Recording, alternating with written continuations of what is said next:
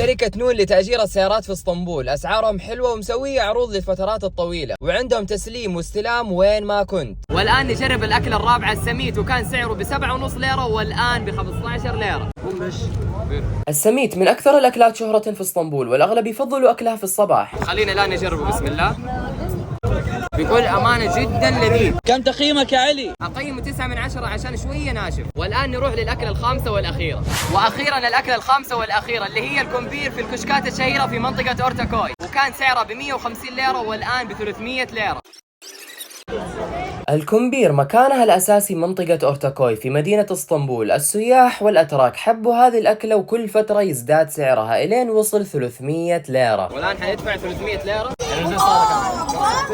والآن حنجرب الكومبير، بسم الله. جدا لذيذ بكل أمانة. قيمه 9.5 من 10. بطاطس مهروسة مع جبنة موزاريلا وصوصات جدا